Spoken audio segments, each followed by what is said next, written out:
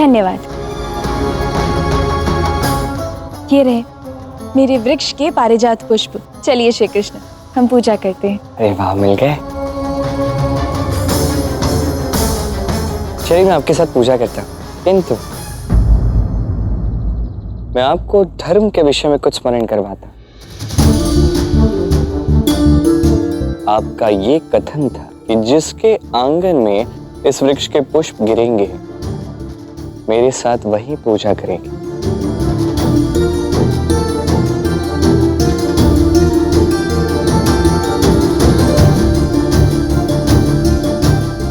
जिसके आंगन में पुष्प गिरेंगे पूजा में भी वही बैठेगी।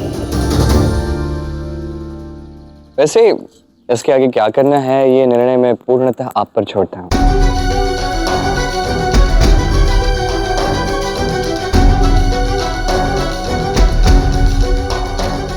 नहीं, मैं अपनी बात से पीछे नहीं हट सकती।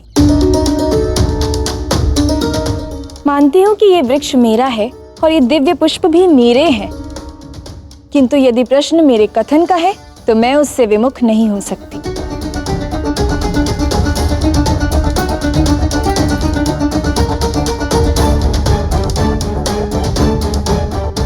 इसलिए पूजा में रुक्मणी ही बैठेगी।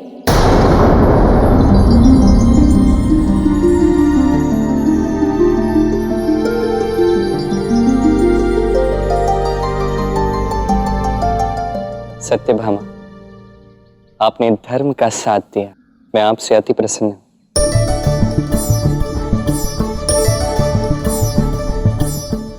रुक्मिणी, आइए पूजा करते हैं।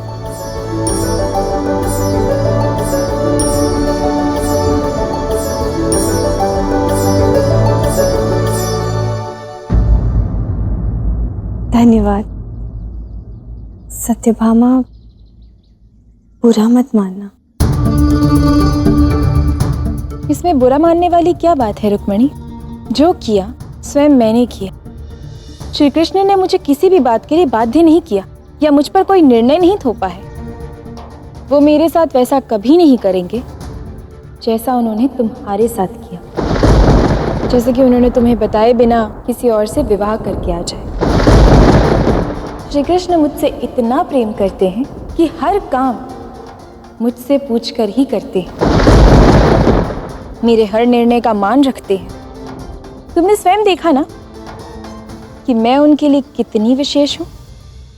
कृष्ण बिना किसी को आहत किए वही करता है जो सही होता है।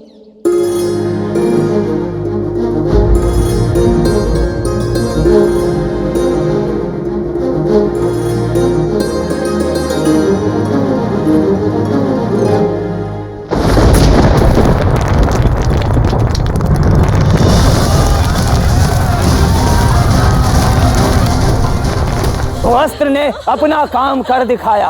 अब नर्क जैसी अग्नि जलाएगा मेरा अग्नियास्त्र।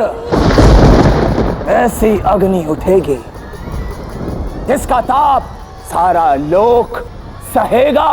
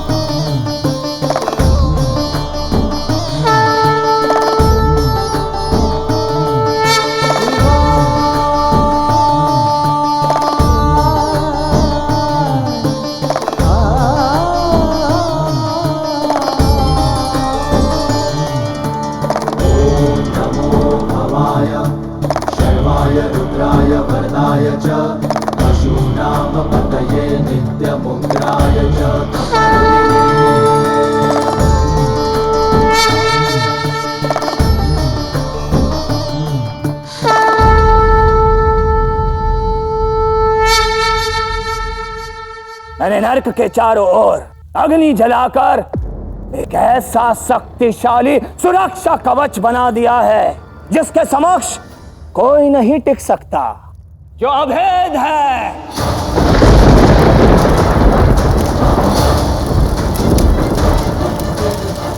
अब 16,100 कन्याओं के साथ विवाह कर और फिर उनका त्याग कर उन पर सदा के लिए ऐसा लांछन लगा दूंगा, उसके पश्चात वो कृष्ण कुछ नहीं कर पाएगा।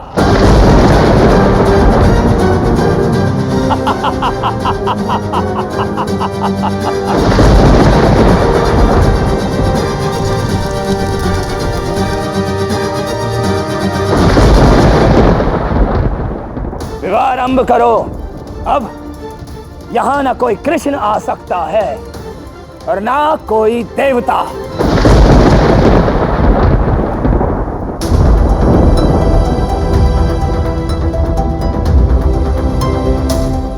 ये क्या हो रहा है अग्निदेव? आप इस प्रकार ताप क्यों बढ़ा रहे हैं? ये मैं नहीं कर रहा देवराज, ये अग्नि नरक की अग्नि है जो नरकासुर ने पताल में जलाई है।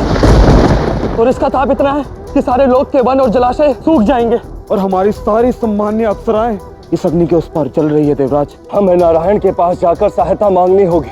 अब केवल वही है जो हमारा मार्ग प्रशस्त कर सकते हैं। समय रहते नरकासुर का अंत करना होगा, अन्यथा सर्वनाश होगा।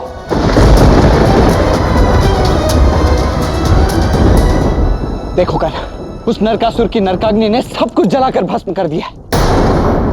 समस्त जीवन, समस्त प्रकृति पर संकट बनकर मंडरा रहा है वो कान्हा।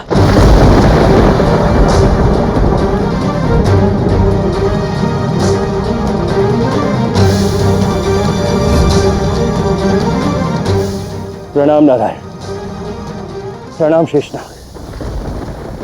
नारायण, अब आप ही कुछ कीजिए, उस नरकासुर का अंत कर दीजिए। अब आप ही हमें इस संकट से बचा सकते हैं, हमारी रक्षा कीजिए। किंतु कान्हा, उस नरकासुर की लगाई हुई नरकाग्नि तो अभेद्य है, उसे भेदा नहीं जा सकता। सूर्यास्त में अब कुछ ही क्षण शेष है। नरकासुर को जो समय दिया था अब समाप्त होने ही वाला है। जो अपमानजनक और घृणित कार्य नरकासुर ने उन 16,100 कन्याओं के साथ किया, अब उसका अंत उससे भी अधिक निम्न और घृणित होगा। बहुत भयानक मृत्यु होने वाली है नरकासुर की। उसे लगता है कि नरक अग्नि जलाकर वो बच गया। इस संसार में ऐसी कई शक्तियां जो बड़ी सरलता से इस अग्नि को बुझा सकती हैं, और अब मैं ऐसी एक शक्ति को जागृत करूं, ऐसी शक्ति जिसके पंखों में इतने भयानक और रुद्र तूफान है कि वो इस अग्नि को एक क्षण में बुझा सकती है। ऐसी शक्ति जिसकी गति स्वयं वायुदेव से तीव्र है। ऐसी शक्ति जिसकी तेज दृष्टि ऐसी कि संसार में कोई भी अणु उससे छिप नहीं सकता। ऐसी कौन सी शक्ति है नारायण?